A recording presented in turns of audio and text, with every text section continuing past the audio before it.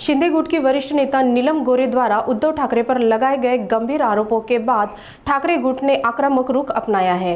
ठाकरे गुट की नेता सुषमा अंधारे ने पुणे में बोलते हुए गोरे पर पलटवार किया। इस मौके पर अंधारे ने नीलम गोरे की ईमानदारी और निष्ठा पर कई सवाल खड़े किए। ठाकरे आणि वंदनीय बाळासाहेब ठाकरे यांनी जी अत्यंत उदात्त परंपरा जोपासली आहे आणि छोट्यातल्या छोट्या समूहाला प्रतिनिधित्व देण्याचा प्रयत्न जो शिवसेनेकडून झाला आहे, मग त्या कल्पनाताई नरहिरे असतील, खासदार चंद्रकांत खैरे असतील किंवा तुमच्या समोर उभी राहून बोलणारी सुषमा अंधारे असेल, या सगळ्या परंपरेच्या मुळावर घाव घालण्याचा त्यांचा प्रयत्न अश्लाघ्य आहे। त्यांनी पक्षाची आणि पक्षप्रमुखांची प्रतिमा मलिन करण्याचा प्रयत्न केला आहे। सबब मी पक्षाची प्रवक्ता म्हणून, या महाराष्ट्रातला मराठी माणूस म्हणून नीलम गोरे यांच्यावर अब्रू नुकसानीचा दावा दाखल करत आहे। बघा, नीलम गोरे सारख्या अत्यंत गडगंज श्रीमंत असणाऱ्या लोकांना पैशाची ददात नाही। एका पदाला 2 मर्सिडीज म्हणजे आतापर्यंत त्यांनी 10 पद भोगलेली आहे। म्हणजे जवळपास त्यांनी 18 ते 20 मर्सिडीजचा खर्च केला आहे। आता 18 ते 20 मर्सिडीजचा जर खर्च त्यांनी केला असेल तर पैसा शिकार आहे त्यांच्याकडे। त्यामुळे त्यांनी जी भाषा वापरली आहे, जे शब्द वापरले, त्याचं कॅल्क्युलेशन माझी लीगल टीम करत आहे। माझ्या लीगल टीम कडून त्याचं ड्राफ्टिंग सुरू आहे। संध्याकाळपर्यंत त्याचं सगळं फायनल ड्राफ्टिंग होईल आणि हा सूट नेमका किती किमतीचा असेल हे सुद्धा आपल्या समोर मी स्पष्ट करेन। दुसरीकडे शरद पवार किंवा त्यांचा पक्ष आहे तो या बाबतीत कुठेही प्रतिक्रिया देत नाहीये। संजय राऊत म्हणाले की शरद पवार या संमेलनाचे स्वागताध्यक्ष होते, खरं तर त्यांची सुद्धा जबाबदारी आहे यावर। अजून कोणतीही प्रतिक्रिया आहे की नाही, मला अपेक्षा नाहीये की कोणी प्रतिक्रिया द्यावी किंवा न द्यावी। जो दुसऱ्यावरी विसंबला त्याचा कार्यभार संपला। त्यामुळे राष्ट्रवादी काय बोलेल, काँग्रेस काय बोलेल याची वाट बघणाऱ्यांपैकी आम्ही नाही आहोत। मला असं वाटतं की आमची लढाई लढायला आम्ही सक्षम आहोत। ज्यांना त्यांच्यासोबत मंच शेअर करायचे त्यांनी शेअर करावेत। ज्यांना त्यांचा पाहुणचार, स्तुती सुमन जे करायचे ते त्यांनी करावं। आम्हाला त्याच्यावरही काहीच आक्षेप नाही, बोलायचं नाहीये। आमची लढाई लढण्यासाठी आम्ही समर्थ आहोत, सक्षम आहोत। त्यामुळे कोण काय बोलतंय किंवा बोलत नाही हा मुद्दा माझ्यासाठी महत्वाचा नाही। शिवसेनेमध्ये भास्कर दादा जाधव असतील, नितीन बानगुडे असतील, अंबादास दानवे असतील, सुषमा अंधारे असतील, खमकी लोक आहेत आणि आम्ही पुरेसे आहोत। इंटर पार्टी डिलिंग वरती काय बोललं होतं, वर्सेस बद्दल बोलले आणि नाही, मग याचा अर्थ असा आहे की ह्या सगळ्या लोकांचे हात भ्रष्टाचाराने माखलेले आहेत।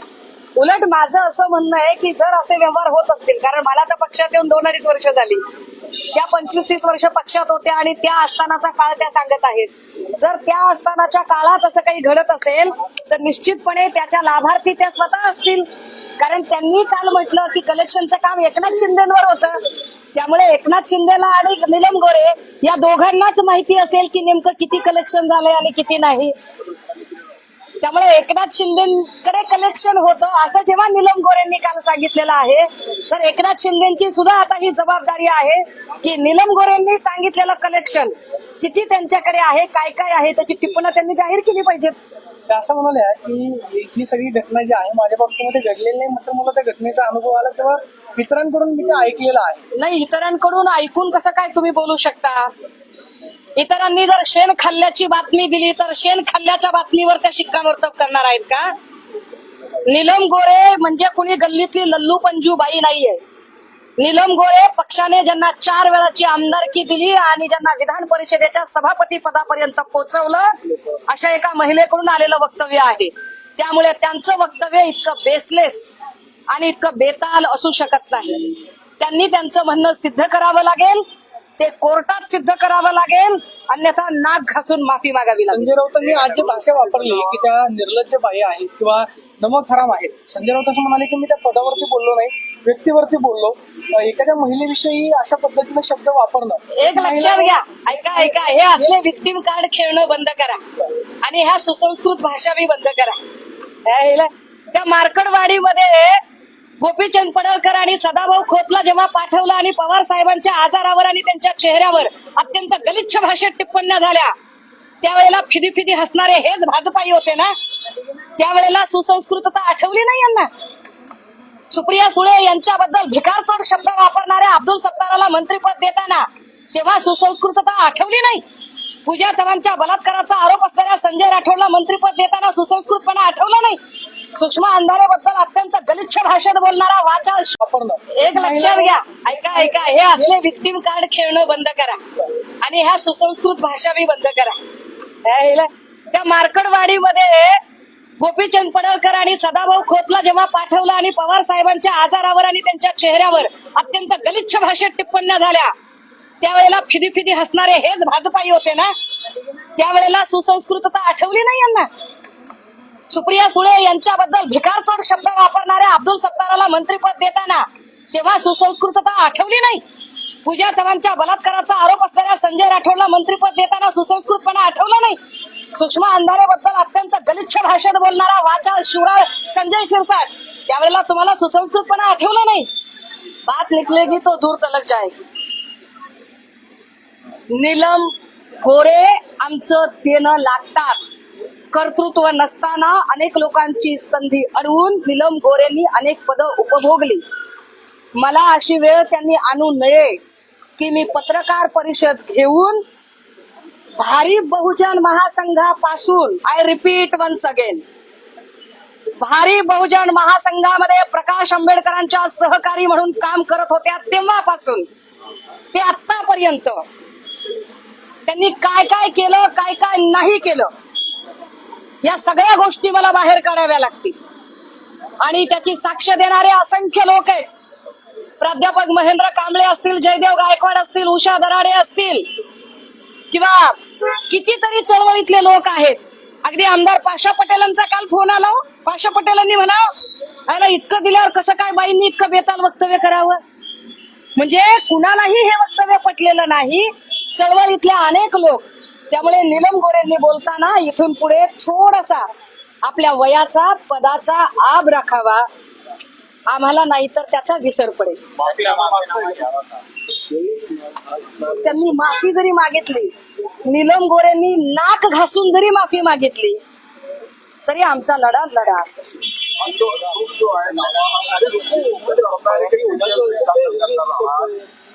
हा आता लिगल टीम सकाळपासून या सगळ्या गोष्टींवरती काम करत आहे आणि लिगल टीमचं फायनल ड्राफ्टिंग माझ्या हातात 4 ते 5 वाजेपर्यंत येईल.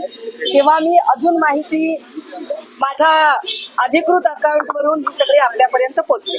नरेश मिस्त्री म्हणाले की संजय राऊतांची मुलाखत साहित्य संमेलनामध्ये झाली नाही तेव्हा शरद पवारांनी एकनाथ शिंदेचं कौतुक केलं म्हणून संजय राऊतांचा केळपापड झालाय आणि त्यावरूनच त्यांनी आजची जी नीलम गोरेंवरती केलेली टीका आहे ती दिसून येतं की संजय राऊतांना राग आलेला आहे. छोट्या मोठ्या उंदरांवर मी व्यक्त होऊ नये. पुढे नीलम गोरे हमारी पार्टी की 4 बार MLC रह चुकी है. नीलम गोरे स्टूडेंट फेडरेशन ऑफ इंडिया, बाद में भारी बहुजन महासंघ, उसके पश्चात राष्ट्रवादी कांग्रेस और फिर शिवसेना में आई थी. नीलम गोरे और ईमानदारी, यह दोनों शब्द इकट्ठे अच्छे नहीं लगते हैं. नीलम गोरे ने अपने बर्ताव का सबूत दिया है, उससे हमें उनसे कोई ज्यादा उम्मीद नहीं है. किंतु जिस पार्टी के 4 बार सदस्यता लेने के बावजूद अगर आज उनको ऐसे लगता है कि वह भारतीय जनता पार्टी की ओर से या और किसी की ओर से राज्यसभा की सदस्य या मंत्री बन सकती है, वो बने. हमारी शुभकामनाएं उनके साथ है. का मुंह काला किया जाएगा और शिवसेना का यही स्टाइल है. शिवसेना को संस्कारों की बात किसी ने समझाने की जरूरत नहीं. आप केस दायर करने वाले हैं? आप केस दायर करने वाले केस दायर करने वाले मुंबई महानगरपालिकेची तयारी आहे काय? राज ठाकरे, उद्धव ठाकरे हे भाऊ आहेत, हे कृपया विसरू नये. ते महिन्यातून 3 वेळा नाही, ते 30 दिवसातून 30 वेळा सुद्धा एकत्रित येऊ शकतात. त्यांचं कौटुंबिक एकत्रित येणं आणि राजकीय भूमिका घेणं या 2 वेगळ्या गोष्टी आहेत. अजित पवार आणि शरद पवार एकत्र येणं ही जशी कौटुंबिक गोष्ट आम्ही समजतो, परंतु त्याचे राजकीय संदर्भ आम्ही लावत नाही. अगदी त्याच पद्धतीने उद्धव ठाकरे आणि राज ठाकरे हे कौटुंबिक नातं म्हणून कितीही वेळा एकत्र येऊ शकतात. राजकीय म्हणून एकत्र येऊ का नाही त्या दोघांनी आणि नाही, कार्यकर्ते त्यांनी यावं का नाही हे बघा, त्या दोघांनी यावं का नाही हे ठरवायला ते दोघे प्रचंड सक्षम आहेत. मी माझ्या पक्षाची फक्त भूमिका मांडणाऱ्यांपैकी आहे. माझ्या पक्षप्रमुखांनी काय निर्णय घ्यावा इतकं सांगण्याची माझी प्रज्ञा नाही. अच्छा मुझे अब एक ना